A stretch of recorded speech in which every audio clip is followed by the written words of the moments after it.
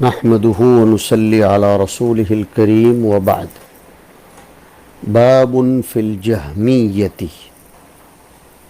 اور فرقہ جہمیہ کے باب میں مختصر تعارف آپ حضرات نے مشکات شریف کی کتاب الایمان میں سماعت فرمایا ہوگا۔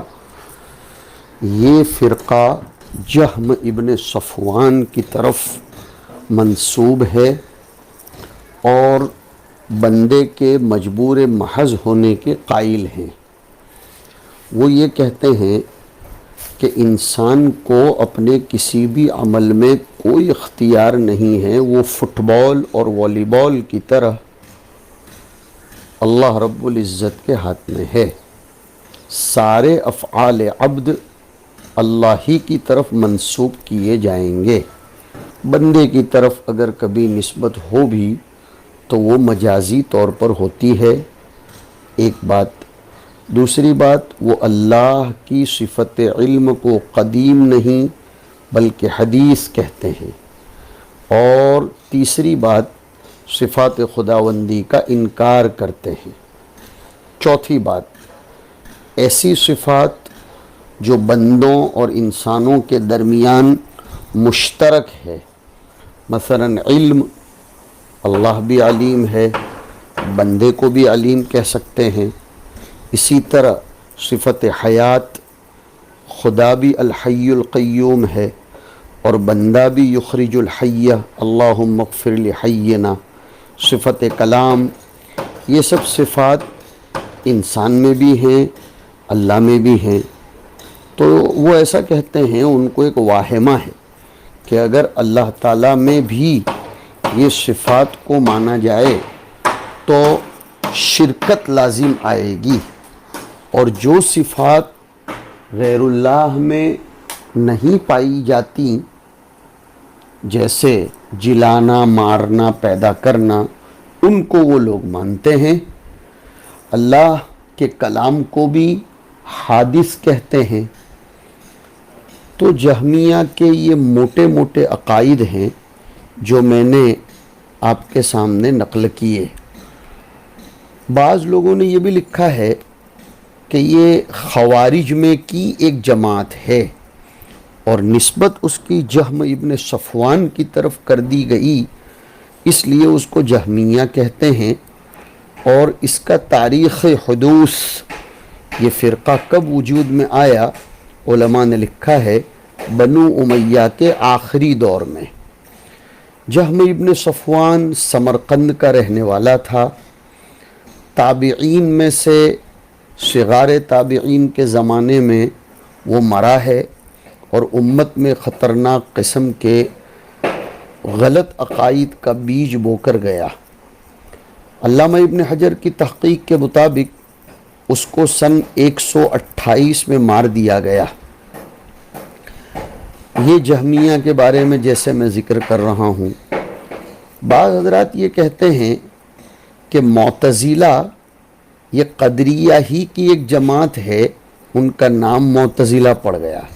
جیسے جہمیہ یہ خوارج ہی کی ایک جماعت ہے، تو رأس الفتنہ خوارج ہے اور رأس الفتنہ قدریہ ہے۔ قدریہ میں سے معتزلہ پیدا ہوئے اور خوارج میں سے جہمیہ پیدا ہوئے۔ رئیس المعتزلہ یہ واصل ابن عطا تھا۔ آپ حضرات نے بہت پہلے حضرت حسن بصری رحمۃ اللہ علیہ کے خطابات میں اور اس کی وضاحت میں پڑھا ہے۔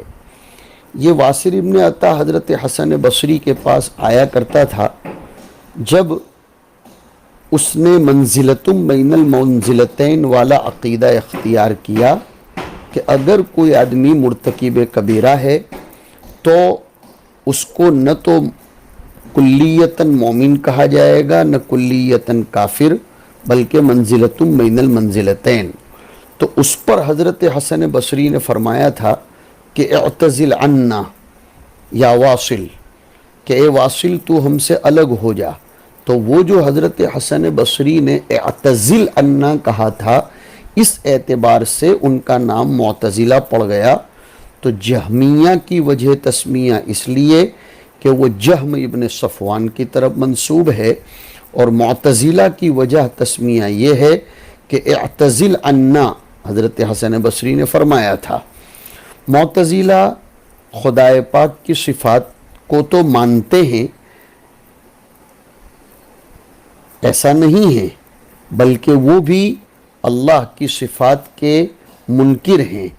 فرق اتنا ہے کہ یعنی یہ بات یاد رکھو، جہمیہ اور معتزلہ اس میں تو مشترک ہیں کہ خدا کی صفات کو دونوں نہیں مانتے، لیکن معتزلہ بندے کو مجبور محض بھی نہیں کہتے، بلکہ وہ کہتے ہیں کہ اگر صفات کو مانا جائے گا تو پھر صفات باری تعالیٰ کو ماننا دو حال سے خالی نہیں۔ اگر ان کو قدیم مانا جائے گا یا حادث، اگر قدیم مانا جائے گا تو پھر قدماء کا تعدد لازم آئے گا، اور اگر حادث مانا جائے گا تو اللہ تعالیٰ کا محل حوادث ہونا لازم آئے گا، کہ اللہ تعالیٰ کے ساتھ حدوث بھی لگتا ہے، خدا کی صفات میں حدوث بھی ملحق ہو سکتا ہے، اور یہ دونوں چیزیں امور ممتنعہ میں سے ہے۔ اہل سنت والجماعت یہ کہتے ہیں کہ ممنوع تعدد الوجبہ، تعدد الوجوب ہے، نہ کہ تعدد القدماء مطلقاً۔ سمجھو اس کو، یعنی واجب للذات الگ ہے، ذات کے وجوب میں تعدد ممنوع ہے، واجب لذاتی ہی ایک سے زیادہ نہیں ہو سکتے۔ تعدد قدیم یہ امر ممتنع نہیں ہے، لہذا خدا کی صفات کو قدیم مانو، اب چاہے وہ کتنی بھی صفات ہوں، لہذا صفات اس میں داخل نہیں ہیں، صفات کا تعدد ہو سکتا ہے۔ اب سمجھ سکتے ہو، حافظ، مولوی، قاری، مفتی ہونا یہ صفات ہے، اس میں تعدد ہے، لیکن اسماعیل، ابراہیم، ابو بکر ہونا یہ ذات ہے، وہ ایک ہی ہوگی، لیکن صفات اس کے ساتھ چاہے اتنی متعدد ہو۔ ایک بات اہل سنت والجماعت یہ بھی کہتے ہیں کہ صفات اور ذات دونوں غیر ہیں، اگرچہ عین ذات نہ ہوں، لیکن صفات غیر ذات بھی نہیں ہیں، عین ذات بھی نہیں ہیں۔ کیا مطلب؟ صفات نہ عین ہیں نہ غیر ہیں۔ مطلب سمجھو، معتزلہ اپنے آپ کو عدل و توحید کے راستے پر چلتا ہوا مانتے ہیں، اس لیے وہ صفات کا انکار کرتے ہیں کہ اگر صفات مانیں گے تو خدائے تعالیٰ کا تعدد لازم آئے گا۔ تو ان سے یہ کہا کہ صفات عین ذات تو نہیں ہے کہ تعدد لازم آئے، لیکن وہ غیر ذات بھی نہیں ہے، بلکہ صفات باری تعالیٰ ذات باری تعالیٰ کی طرح قدیم ہے۔ وہ اپنے آپ کو اہل توحید بھی شمار کرتے ہیں، یعنی وہ ایسا کہتے ہیں ہماری توحید اس کی مقتضی ہے کہ ہم صفات کا انکار کریں، اس لیے کہ صفات مانیں گے تو پھر توحید کے خلاف ہوگا، تعدد قدماء لازم آئے گا، اور یہ توحید کے خلاف ہے۔ وہ اپنے آپ کو اہل عدل بھی کہتے ہیں، اس لیے کہ وہ کہتے ہیں کہ اللہ کے ذمے جزا واجب ہے، اللہ تعالیٰ کے ذمے ضروری ہے کہ وہ فرمانبردار کو جزا دے اور نافرمان کو سزا دے، وہ فضل کے قائل نہیں ہیں۔ یہ میں نے تھوڑا سا تعارف کروایا، اب ہم حدیث شریف کی طرف چلتے ہیں جو باب فی الجہمیہ کی پہلی روایت شروع ہو رہی ہے، آپ اس کو توجہ سے دیکھیے۔ حدثنا ہارون بن معروف کے حوالے سے روایت چلتے چلتے عن ابی ہریرہ رضی اللہ عنہ قال قال رسول اللہ صلی اللہ علیہ وسلم لا يزال الناس يتساءلون لوگ آپس میں ایک دوسرے سے پوچھتے رہیں گے، یعنی لوگوں میں فضول باتیں ہوتی رہیں گی۔ آج کل بھی یہ ہو رہا ہے، جو چیزیں ہماری دنیا اور آخرت سے متعلق نہیں ہیں بچوں، اس کے بارے میں ہمیں خام و خواہ کے لیے الجھنے کی کوئی ضرورت نہیں ہے۔ سوالات ایک دوسرے سے وہ ہونے چاہیے جس سے ہمارے علم میں جو ضروری علم ہے اس میں اضافہ ہو۔ وَلَا تَقْفُ مَا لَيْسَ لَكَ بِهِ علم، یہ درمیان میں ایک بات کہہ دی تو لوگ ایک دوسرے کو پوچھتے رہیں گے، حتیٰ یقال، یہاں تک کہ یہ فالتو سوالات کا سلسلہ اتنا پہنچ جائے گا کہ لوگ کہیں گے ھذا خلق اللہ الخلق، یہ دیکھو اللہ نے مخلوق پیدا کی، لیکن اللہ بھی تو کسی کی مخلوق ہوگا۔ فمن خلق اللہ، اللہ کو کس نے پیدا کیا؟ حضور فرماتے فمن وجد من ذلك شيئا فليقل آمنت باللہ، اس قسم کی بات اگر کبھی دل میں آئے تو اس وقت آمنت باللہ کہہ کر تجدید ایمان کر لینا چاہیے۔ یعنی انسان کے دل میں کبھی کبھی یہ خیال آتا ہے شیطانی القاء کی نسبت کہ ساری مخلوق جب اللہ کی پیدا کردہ ہے تو اللہ بھی تو کسی کا پیدا کردہ ہوگا۔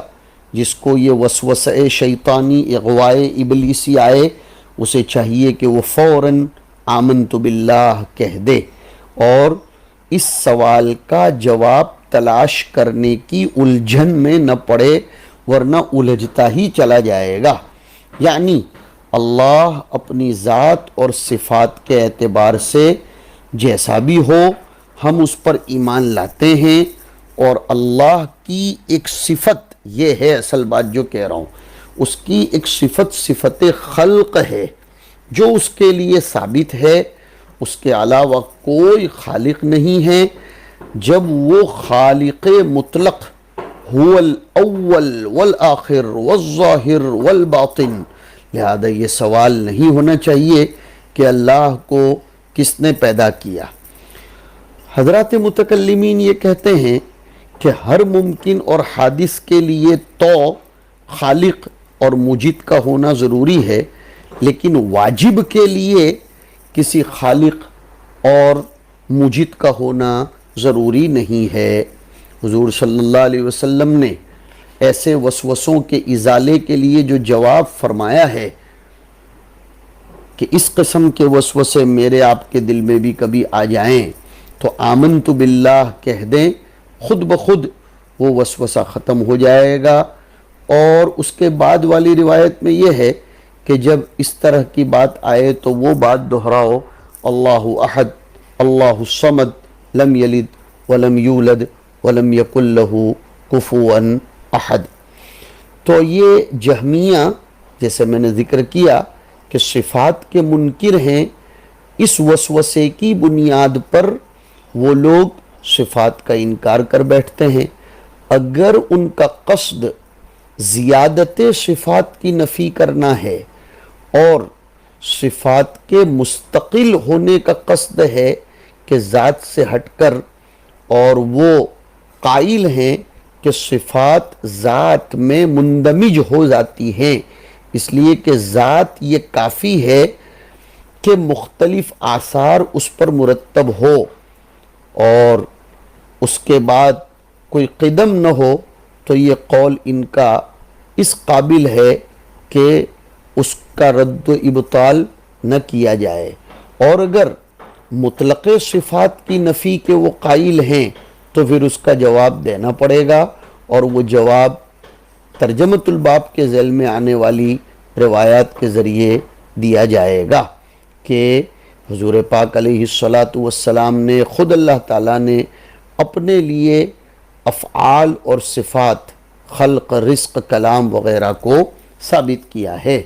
اس کے بعد کی روایت ہے حدثنا محمد بن عمرو کے حوالے سے عن ابی ہریرہ رضی اللہ تعالی عنہ قال سمعت رسول اللہ صلی اللہ علیہ وسلم یقول فذکر نحوه قال فإذا قالوا ذلك فقولوا اللہ احد اللہ الصمد لم یلد ولم یولد ولم یکن له کفوا احد ثم لیتفل عن یسارہ ثلاثا۔ یہاں یہ مزید بات آئی کہ پھر جب اس طرح کا کوئی مسئلہ سامنے آئے کہ فمن خلق اللہ، تو اس کے رد میں کہہ دے کہ اللہ احد. کیا جوڑ ہے؟ اللہ احد یعنی وہ مخلوق نہیں ہے اور وہ تو احد ہے. احد کہتے ہیں الذی لا ثانی لہ ولا مثل لہ فی الذات والصفات. اور اللہ الصمد، ہاں یہ ہے اصل ٹکڑا کہ اس کو اپنے وجود میں کسی کی ضرورت نہیں ہے. اللہ واجب الوجود ہیں، المستجمع لجمیع صفات الکمال ہیں. تمام چیزوں کو اس کی تو ضرورت پڑتی ہے لیکن اس کو کسی کی ضرورت نہیں ہے. لم یلد ولم یولد ولم یکن لہ کفوا احد، یہ پڑھ کر اپنی بائیں جانب تھوک دے، اس لیے کہ بائیں جانب یہ محل الشیطان ہے. اور ولیستعذ باللہ، اعوذ باللہ من الشیطان الرجیم پڑھ لے تاکہ شیطان کے اس قسم کے وسوسوں سے وہ اپنے آپ کو بچا لے. اس کے بعد کی روایت ہے حدثنا محمد بن الصباح البزاز، ان کے شیخ ہیں، سند ہی میں پہلے دیکھ لیجئے. حدثنا الولید بن ابی ثور عن سماک عن عبداللہ ابن عمیرتہ. یہ ولید ابن ابی ثور ان کا اصل نام ہے، ولید ابن عبداللہ ابن ابی ثور الحمدانی. کبھی اپنے دادا کی طرف بھی نسبت کیے جاتے ہیں کہ ولید ابن ابی ثور، جیسے ہماری سند میں ہے. امام احمد رحمۃ اللہ علیہ کہا کرتے تھے کہ مالی بہی ذاک الخبر لشیخ قدیم ہونا. ابن الصباح بھی ان سے روایت کیا کرتے تھے اور ابن معین کی طرف منسوب ہے کہ وہ ان کو کہتے تھے لیس بشیء، اور ابن نمیر انہیں کذاب کہتے تھے. ابو زرعہ الرازی نے ان کو منکر الحدیث یہی مکثیرن فرمایا ہے، کسی نے فی حدیث ہی وہاء فرمایا ہے، تو یہ متکلم فیہ راوی بن گئے. اب چلیے آگے. عن العباس بن عبد المطلب، یہ ایک لطیفۃ الاسناد بنے گا کہ کسی روایت کی سند میں حضور کے گھرانے کے کوئی فرد ہوں. سیدنا عباس بن عبد المطلب رضی اللہ تعالیٰ عنہ قال كنت في البطحاء في عصابة فيهم رسول الله صلى الله عليه وسلم فمرت بهم سحابة فنظر إليها فقال ما تسمون هذه؟ قالوا السحاب. قال والمزن؟ قالوا والمزن. قال والعنان؟ قالوا والعنان. حضرت عباس فرماتے ہیں کہ میں مکہ کے بطحا میں ایک وفد کے ساتھ، ایک مجموعے کے ساتھ تھا. اس میں حضور اکرم صلی اللہ علیہ وسلم بنفس نفیس تشریف فرما تھے. اسی دوران ہم دیکھتے ہیں کہ آسمان میں ایک بادل کا ٹکڑا گزرا. آپ نے اس کی طرف نظر اٹھا کر دیکھا اور جو لوگ وہاں تھے ان سے پوچھا کہ تم اس کو کیا کہتے ہو، اس کا نام کیا ہے؟ صحابہ نے فرمایا ہم تو اس کو سحاب کہتے ہیں سین سے. حضور نے فرمایا تم مزن بھی تو کہتے ہو؟ انہوں نے کہا جی ہاں. حضور نے فرمایا عنان بھی تو کہتے ہو؟ انہوں نے کہا جی ہاں. آپ نے سوال کیا جانتے ہو آسمان و زمین کے درمیان کتنا فاصلہ ہے؟ انہوں نے کہا ہم نہیں جانتے. آپ نے فرمایا ان دونوں کے درمیان فاصلہ 71 72 یا 73 سال کا ہے. پھر اس کے اوپر آسمان ہے، یہاں تک کہ حضور نے 7 آسمان فرمائے. آپ نے فرمایا کہ اس آسمان کے اوپر جو دوسرا آسمان ہے ان 2 آسمانوں کے درمیان بھی 71 72 یا 73 سال کا فاصلہ ہے. اسی طرح دوسرے اور تیسرے کے درمیان، تیسرے اور چوتھے کے درمیان. اور پھر حضور نے فرمایا کہ 7ویں آسمان کے اوپر ایک سمندر ہے جس کی تلی اور اوپر کی سطح کے درمیان، جس کی تلی نیچے کا حصہ اور اوپر کے درمیان اتنا ہی فاصلہ ہے جتنا ایک آسمان سے دوسرے آسمان کے درمیان، یعنی وہی 71 72 73 سال کا. یہ تقریب فہم کے لیے اتنا فرمایا ہے ورنہ مقصود تکثیر ہے. پھر آپ نے فرمایا کہ اس سمندر کے اوپر 8 بکرے ہیں، یعنی فرشتے. ان کو بکرے کیوں کہا؟ بکروں کی شکل میں، جسم اور قد و قامت کے اعتبار سے ہیں. ان کے پاؤں کے کھروں اور گھٹنوں کے درمیان بھی اتنا فاصلہ ہے جتنا ایک آسمان سے دوسرے آسمان تک. ان کی پنڈلیاں بہت بڑی بڑی اور لمبی ہیں، اور ان فرشتوں کی کمر پر عرش ہے. یہ ہے اصل رب العرش العظیم بتلانا ہے. جس گہرائی اور اونچائی کے ساتھ وہ عرش ہے وہ اتنی ہے جتنی ایک آسمان سے دوسرے آسمان تک. پھر اس عرش کے اوپر اللہ تعالیٰ ہے. اس حدیث سے یہ ثابت ہو رہا ہے کہ اللہ تعالیٰ فوق العرش ہیں، اور جہمیہ کا رد اس طرح ہوگا کہ وہ منکرین عرش میں سے ہیں. یہ ہے اصل مدعا اس روایت کے لانے کا، کہ جہمیہ جیسے بہت سی چیزوں کا انکار کرتے ہیں وہ عرش کے بھی منکر ہیں، اور اللہ کے فوق العرش ہونے کے بھی منکر ہیں. وہ تو صاف کہتے ہیں اللہ تعالیٰ عرش پر نہیں. ارے بھائی جب وہ عرش ہی کا انکار کرتے ہیں تو عرش پر ہونے کا مطلب کیا؟ وہ سرے سے ہی اس چیز کا انکار کرتے ہیں. ہمارے علماء کرام خاص طور پر صحابہ کرام کہتے ہیں، سلف کہتے ہیں اللہ فوق العرش ہے، اور عرش پر ہونے کی کوئی کیفیت بیان نہیں کی جائے گی. القول فی الصفات کالقول فی الذات ثم استوى الى السماء الرحمن علی العرش استوى میں تم لوگ پڑھ چکے ہو. یہ بڑا خطرناک مسئلہ ہے.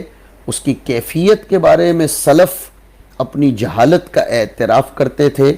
کسی شخص نے حضرت امام مالک سے الرحمن علی العرش استوى کی تفسیر پوچھی.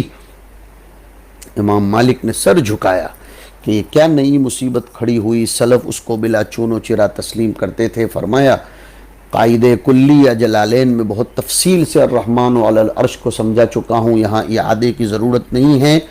یہ آن لائن درس ہے اور درس ہے، لہذا ہم اس کا خیال رکھتے ہیں کہ یہ آپ نے پڑھ لیا ہے.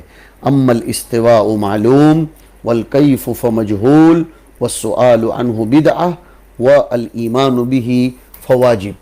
تو روایت میں ہے قال ابو داود لم اتقن العنان جیدا قال هل تدرون ما بعد ما بين السماء والارض قالوا لا ندري قال ان بعد ما بينهما اما واحدة او سنتان او 73 سنة ثم السماء فوقها كذلك حتى عد 7 سماوات ثم فوق السابعة بحر بين اسفله واعلاه مثل ما بين السماء الى سماء ثم فوق ذلك 8 أوعال بين اظلافهم وركبهم مثل ما بين السماء الى سماء ثم على ظهورهم العرش بين اسفله واعلاه مثل ما بين السماء الى سماء ثم الله تعالى فوق ذلك.